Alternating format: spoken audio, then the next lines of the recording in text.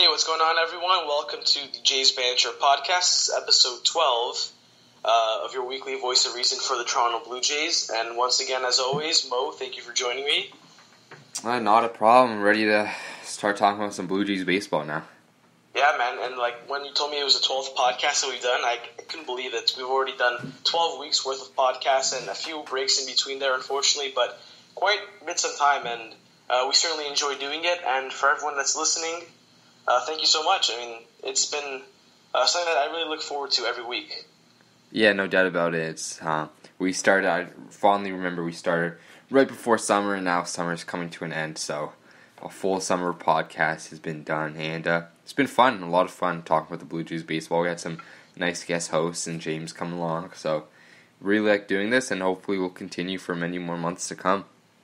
Yeah, and I think a big reason why it's been so fun is because the Blue Jays have been a lot more fun recently. And as you see, Bo Bichette, we're going to talk volumes about him on this podcast, hitting 2 home runs.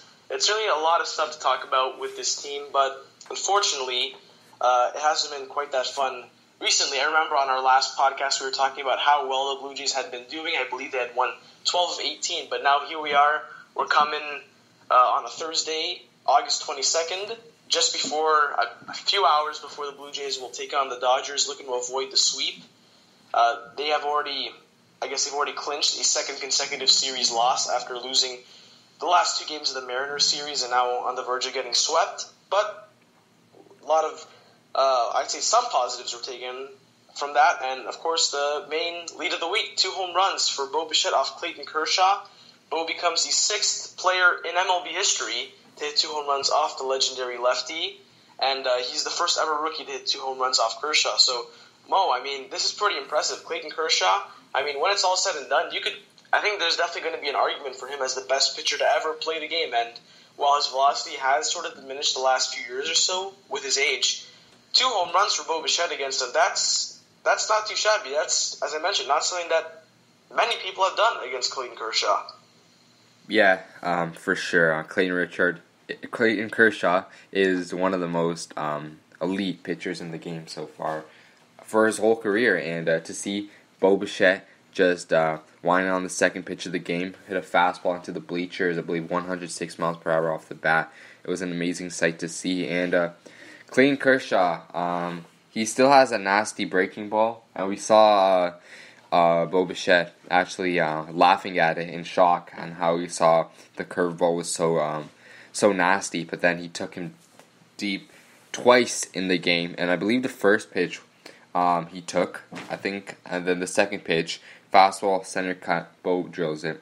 Second home run of the night, Clayton Kershaw knew that Bo Bichette was looking for the fastball, but wait, Bo Bichette wasn't looking for the fastball, throws him some off speed. Bo was waiting on that back leg, and he just drills another one. So it was really amazing to see. Unfortunately, we couldn't spoil Clayton Kershaw's, I think it was 100th win as a Dodger. 163rd, which I believe it was, which passed Sandy Koufax for all-time. Yeah, it did pass him. All-time Dodgers wins as a lefty. Yeah, so it was sad that we couldn't spoil the night, but Bo certainly took the night away. Certainly made Clayton Kershaw probably wonder after his start what he did wrong, but certainly was a great performance by Bo Bichette, and he's just been amazing for the Jays so far. And he was talking earlier today, I believe, or earlier yesterday, pre-game, he was talking about how pitchers, what is he going to do when pitchers are going to adjust to him, and he was talking about how pitchers really can't adjust to him because his hands are so fast, he can just really get anywhere. So Bo Bichette's going to be an amazing player for the Blue Jays right now, and he's on an amazing tear, and it's so good to watch right now. I mean, I don't know if it was just, a late-night game and, a big score. The Blue Jays were getting blown out at the time, but when he stepped into the box for his second home run, I believe it was the first pitch that he hit out of the park, and right when he hit it, the first thing that popped in my head was, this is just a replay of the first home run, and a little bit the score, and all of a sudden, it's a second home run, the second no-doubt home run against Clayton Kershaw. So, once again, we can't speak enough about how impressive that was, and once again, as you mentioned on our last podcast, how good Bo Bichette has been has sort of covered up just how impressive Vladdy Jr. has been as well, because in that game, he just came off the knee injury that he suffered on Saturday against the Mariners, which we're going to talk about a bit in a second, and his future with the Blue Jays at third base. But this is his first game back after what didn't appear to be a serious injury, and thankfully it wasn't after his performance on Tuesday against LA. He had 2 hits and 2 walks. He got on base all 4 times, 3 of them against Clayton Kershaw. He had 1 hit against Kershaw and another single late in the game. So that deserves a tip of the cap as well. A great game from Vladdy. And yesterday he walked in his second plate appearance. He didn't start the game, but he walked, and his on-base percentage at Dodger Stadium is now 5 for 6. So I believe that's 83% if my math serves right. So once again, Vladdy and Bo highlighting the way for the Blue Jays, and that's really something that I think we've been looking forward to in this series. Coming into LA, we knew that even getting 1 win would probably be somewhat unlikely, considering the difference between these 2 teams. But just how well Vlad and Bo has been, I mean, you can't help but be over-the-top ecstatic with how they performed against some really good pitching by a great Dodgers team. Yeah, it's certainly a very nice, like refreshing thing to see from the nice Blue Jays, the Blue Jays hitters, because early on in the year, remember the Cleveland series? We just looked absolutely brutal. We didn't have any. That was the worst series I've ever seen. Like, that might have been the worst Blue Jays 4-game series that I've seen in a while. Like, that was a brutal series. Like, my eyes were literally bleeding from watching all those strikeouts. We had Socrates Brito up there, had Alan Hansen up there. Brandon Drury was not very good in that first house, and we didn't have any young guys there. I believe Vlad, it was his first road series? No, Vlad wasn't even on the team at that point. That was like really early in the year. Oh yeah, Vlad was not even on the team. I got confused for a second, but just goes to show how just placing the young guys that that the Blue Jays brass has. Not all of them they have drafted, but Shapiro and Atkins did sign Gurriel, and I believe they did drafted Bo Bichette and Biggio. So it's nice to see a refreshing young guys coming to the team and just give hope for the Blue Jays fans, because early on in the year in the Cleveland series, we certainly did not have any hope for this team. We saw a lot of strikeouts. We saw, I believe it was like 14 in the first game, just double-digit strikeouts every single game. And these young guys just put the ball in play, and they hustle down the line, and that's all we need. It just gives a reason to watch. Before, I was very unmotivated in watching Blue Jays games. I remember early in May, even with school and everything. But now, I can't miss a Blue Jays game because I just love watching these young guys perform on a daily basis. And I just can't miss a Bo Bichette at-bat or a Vladdy Jr. at-bat. Just nice, refreshing to watch. And hopefully the Jays, they'll be good for many years to come. So it's really nice to see. Yeah, on Monday when there was no game, I was absolutely bored. I was really disappointed that I couldn't watch our core of players play, and especially in Dodger Stadium, which was I'm really looking forward to this series because you just don't go to Dodger Stadium all too often. As we mentioned, first time since 2007 was the last time the Blue Jays played there. So, and as you just mentioned now, a lot to be optimistic about on the offensive front. But unfortunately, every time you bring up how well the Blue Jays have been hitting and how well their future looks offensively, you can't help but be as equally disappointed with the way the pitching has been this year. However, a lot of good news this week in terms of guys who can play a big role in terms of the 2020 rotation. And leader of the way, Nate Pearson, who made his first career start at AAA Buffalo. You're going to have to correct me on this if I'm wrong, but I believe it was Wednesday or Tuesday. Tuesday, Can't remember which day exactly it was. Tuesday, okay. 7 innings, 3 hits, 0 runs, 0 earned runs, no walks, 3 strikeouts. That's about as masterful as you can do. So with his first career start at AAA Buffalo, that's yet another milestone that Pearson has reached. And it's unlikely, I'd say very unlikely, that we see Pearson this year, but I'd be shocked if he doesn't project to be at least a big part of the 2020 rotation if he's healthy. TJ Zoik, another member of the 2016 draft that we've talked about a lot in the last few weeks or so, had his first no-hitter in his career, and it's the first Bisons no-hitter since 1997. This was on Monday. He had 9 innings pitched, obviously the no-hitter, no hits, no runs, just 1 walk the whole game with 3 strikeouts as well. The last Buffalo Bisons player to have a no-hitter was Bartolo Colon. Yeah, that Bartolo Colon. So that's also impressive as well. Anthony Cade, you might know him from the Stroman trade. That's really where he's populated now in terms of Blue Jays fans. He had a really rough start in his first career start with the Bisons, but since then has really come in his own. He's got a 2.36 ERA in 31 1/3 innings across 5 starts for the Herd. So right there, I just mentioned 3 names that could very well play a big role for the 2020 season in the rotation. How optimistic are you about the 2020 team with guys like Zoe, Kay, and Nate Pearson seemingly, I should say potentially leading the way next year?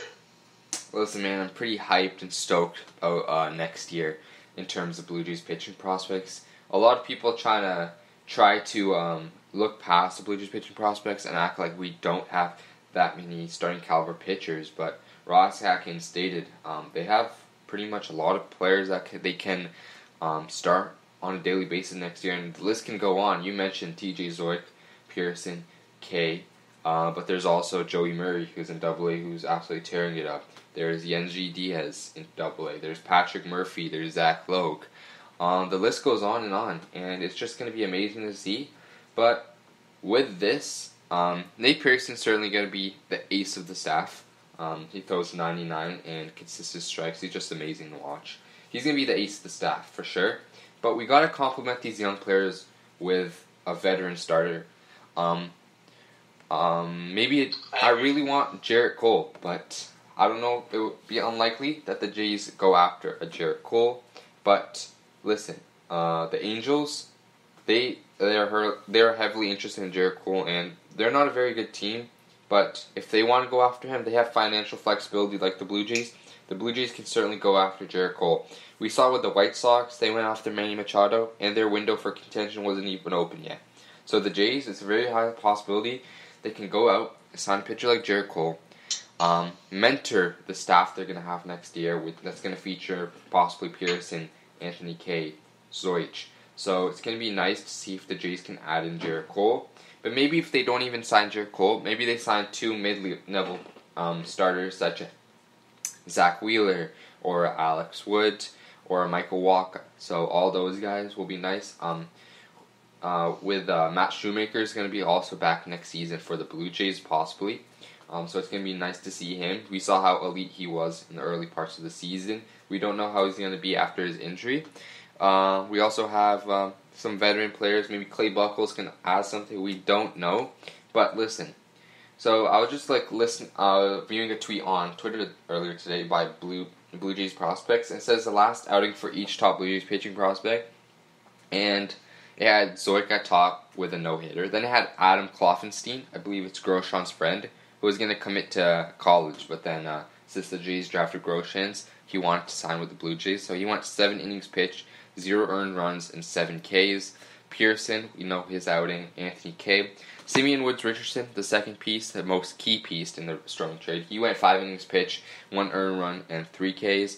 Kendall Williams, who was just drafted this year, he's going to go to Vanderbilt, but then opted out and signed with the Jays. He went 3 innings pitched for Bluefield, 3 Ks. Alek Manoah had a rough start, but it's his first rough start in Vancouver. 4 innings pitched, 3 earned runs, and 5 K. Then Eric Perdino had 4.2 innings pitched, 3 earned runs, and 3 K. So the future is there for the Blue Jays. But next year is certainly going to be fun with Pearson, Kay, and Zoich. Maybe we can add in Patrick Murphy. And we already have to the mix Trent Thornton, Jacob Wag is back, and then Ryan Baruch is going to be back hopefully next season. So it's going to be fun, but hopefully the Jays add in some veteran presence to that young rotation. Yeah, I don't think it's necessarily the Blue Jays don't have these pitching prospects. I think a big part of it is just that they're a lot more far along than the offense is. So it'll take a little more time. Guys that probably won't be ready for 2020, hopefully ready by 2021. But I think the core of this pitching staff, as you mentioned, Nate Pearson, guy will be up next year, but other guys like Simeon Woods Richardson or Eric Pardinho, some of the top pitching prospects within the system, likely won't be up for another few years. So certainly there's stuff there. There's a lot more than they might get credit for. But I think a big reason as to why they're so heavily critical on the Blue Jays pitching staff is because, well, let's face it, it's been kind of a mess this year. Right now, as currently speaking, the Blue Jays have 2 starting pitchers on the Major League roster. Yeah, 2 guys. And that's Jacob Waguespack, a guy who has been in the big leagues for just a few starts. I think he's made 6 starts overall, 9 games pitched. And Trent Thornton, who, we've talked a lot about how Trent Thornton has had signs of being impressive, but you look at the overall numbers and you can't help but just not be overall impressed with the work that he's put up this year. We've seen him have some really nice starts against some good teams like the Astros, but overall, in terms of long stats throughout the whole season, not necessarily a very impressive year.